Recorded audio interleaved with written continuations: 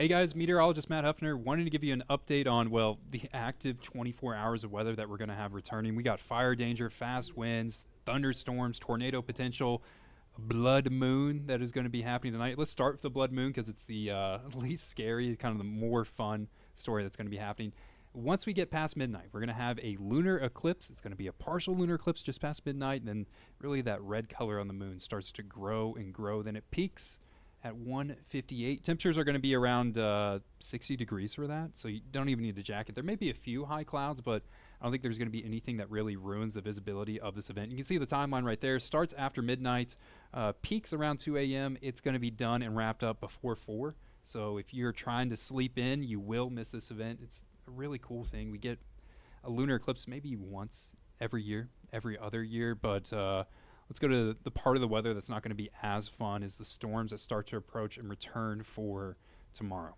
We hit 82 degrees today. That was a high temperature, and it's kind of a footnote because we've been so warm, but everyone's been focusing on these storm chances. And I like recording these because I can talk about my expectations in kind of a little bit longer format than when I'm on TV. I only get about 3 minutes, and I'm really talking as fast as I can to try to tell you everything I can.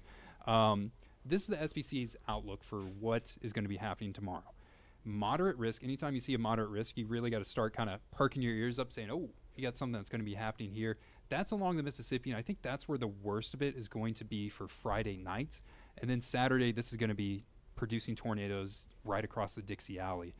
If we had the day 2 outlook up, you could see that. But for us in Springfield, for really areas east of Highway 65, the forecast is tricky because it just starts to grow and develop and initiate into our area. And the further east that you get, these thunderstorms have had more time, more wiggle room, more capacity to really build. So let's go with the timeline for what I'm expecting. And storms really start off west of Highway 65 about 3 to 5 p.m. I think 4 is kind of that area I'm pinpointing right now. Best chance to see those storms. And these are going to be moving very quickly throughout our viewing area. So we'll have storms that start about 4, and by the time we get to 10, they're probably fully pushed out and they're getting closer to the Mississippi River. I think here in the Springfield Metro, 5, 6 o'clock, that's a good kind of ballpark where we can see those thunderstorms that are going to be developing. And then 7 to 9 for kind of our easternmost counties, and that's the area I'm concerned about the most. Once you get further out to the east, these storms are going to have more time to build, more time to develop, and really grow. I think once we get, this is kind of the hour by hour on the future cast, you can just kind of see that starting process around 4 p.m. Gets closer into Springfield around 5 and 6. And then once you really get 6 or 7, these thunderstorms start to mature even more.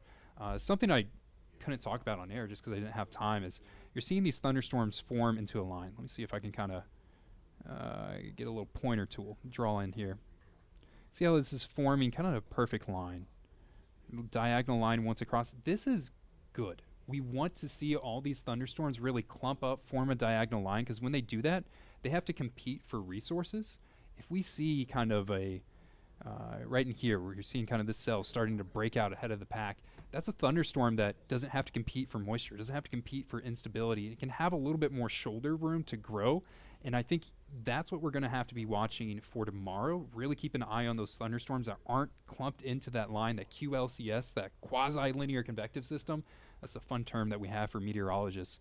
If some of these storms get some more elbow room, they have potential to make tornadoes, and especially strong tornadoes. The threat for what I have for tomorrow, tornado risk is going to be elevated. This is, I think, the second time we've had an opportunity of a tornado in 2025. This one is starting to get a lot more interesting. I think the previous one we had last week, I was saying, hey, we got like a 5% chance of a tornado. It's very low. This one, definitely higher chance up. But I think the majority of people are just going to have concerns with especially fast winds. Fast winds are going to be the main concern. We're going to see widespread area of winds about 55, 60 miles per hour. And then once we get some thunderstorm development in those pockets, we can have winds up to 70 miles per hour. X-size hail, that is 2-inch sized hail. Absolutely can see that with just how powerful the atmosphere is going to be. Those winds aloft, they're going to be able to support hail. How hail works, I love describing this as I got a remote here. It's kind of like a game of catch where you have a hailstone that tries to fall down, and then the winds and the thunderstorm catch it, and they throw it back up. And they play a game of catch with that hail again and again and again until the hailstone gets too heavy and it just drops down below. with how fast the winds we have, with how strong the updraft is going to be in some of these storms, I think 2-inch size hail is definitely going to be possible. Something else we need to mention, right? I think we covered the thunderstorm threat. We covered the potential of a tornado threat. Two other big threats we have to talk about, and normally these would be a footnote where we have a red flag warning and a high wind warning. Normally a tornado threat would trump it, but I want to show something that the National Weather Service has been putting out. They have a red flag warning. This is on their website, and they've been using the term historic. Historic fire weather conditions are expected tomorrow. Extremely abnormal. Anytime the National Weather Service throws out words like historic and extremely abnormal, you need to be paying attention. We're going to have a pretty dry atmosphere, and then the dry line's going to move in, and that dry line's what's going to spark a lot of these storms. Behind it, incredibly bone dry conditions with winds that can be 40, 50, 60 mile per hour. If we go over to Weather Bell, you can see dew points right here.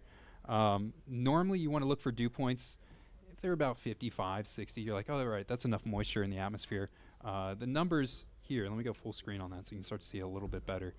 Mid 40s to start the day, and then once we get even later, you can really start to see all this dark, dry air that's going to come in place. You mix dry atmospheric conditions with fast winds and just a little bit of a spark. That's all it takes. If we go back to right over here, lightning may start fires. Fires will spread rapidly in these conditions. Do not burn. Do not engage in activities that involve sparks and flames. It is just going to be a really scary day with a lot of different threats that we have to get through. Fast winds, red flag conditions, tornado chances, thunderstorms, hail. I haven't really addressed the fast winds yet, so let me talk about that. I got a graphic, this one right here. Switch that over. So you can kind of see that white area where it says 60 mile per hour winds. This is going to be a start of the day Friday. I don't think winds get bad until we get into the afternoon when this kind of low pressure system moves even closer and it starts driving all of this active weather. And I think absolutely we can see winds over 60 miles per hour. Widespread for most people, probably going to get somewhere between 45 to 55 mile per hour winds. You can see that on the graph. Kind of pick where you live, and it's going to be absolutely fast. This is at 3 p.m. Gets even faster by the time you get into 6, where let me go back there. I think momentarily, model's saying 57 in Springfield, 57 mile per hour winds. That's just incredible. That's going to be winds fast enough to really push on these tree branches, fast enough to break some power lines. I almost expect people to lose power tomorrow just because of winds, let alone from the thunderstorm chances. Let's talk about the tornado threat again, because I want to be clear about that. The places that are further off into the west, we're just going to see these thunderstorms spark up. They're just going to be in their infancy really west of Highway 65. So once you get on the east side, they're going to grow, they're going to develop, they're going to have a little bit more time to cook, if you will. And the further off east you are, the better chance you have a tornado threat. So kind of that divider is closer to Highway 63, where they're under a moderate tornado risk, elevated tornado risk for everyone that's off to the west of that. And this has the potential of being some strong, long track tornadoes that we have to watch out for. So that's my current thoughts right now.